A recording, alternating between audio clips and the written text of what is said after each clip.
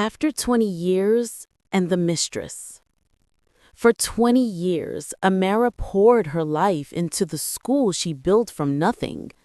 She had been the teacher, the cleaner, the accountant, and the visionary.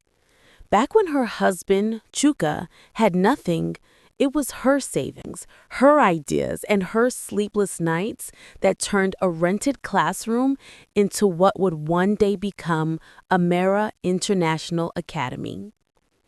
Every brick of that school had a story. Every child who graduated carried a piece of her sacrifice.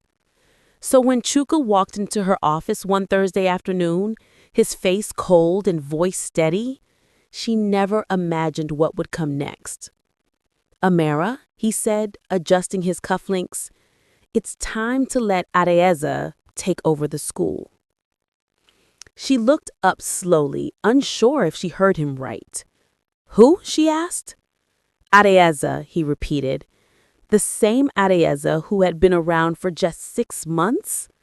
The same young woman everyone whispered about? Amara's heart stopped. He didn't look at her. He was already halfway out of the office. "Don't make it hard, Amara. It's for the best. She has new ideas. You've done your part." Done her part. 20 years, reduced to a line. She sat there long after he left, staring at the empty chair across the desk. The afternoon sun spilled through the blinds, drawing golden lines across the room, across her face, across the decades she could never get back. That night, she didn't cry. Instead, she walked through the school halls, touching the walls she had painted, the desks she had sanded, the chalkboard where her own dreams once began. Every sound, the echo of her footsteps, the creak of the doors, felt like a farewell. The next morning, she packed her books, her certificates, the old photo of her and Chuka painting the first classroom together, both smiling, both believing. She placed the school keys on the table, right where his shadow had fallen the day before. Then she walked out. Months passed. No one saw much of her. Rumors spread that she'd gone to her village, that she'd fallen sick, that the betrayal broke her. But one morning, a small banner appeared at the edge of town.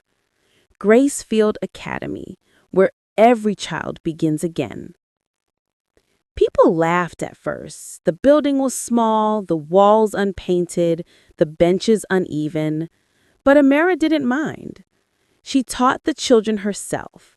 She laughed again, not because life had become easy, but because she was free.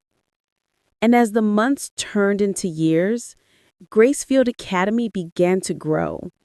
Her students loved her, parents trusted her, and slowly word spread.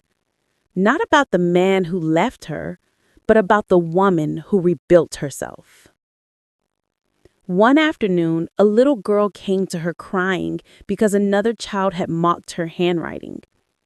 Amara knelt down, smiled softly, and said, "Don't let anyone tell you what you can't do. Just keep writing your story." And in that moment, she realized that's exactly what she had done. Chuka had taken the school, but he could never take her courage, her purpose, or her name.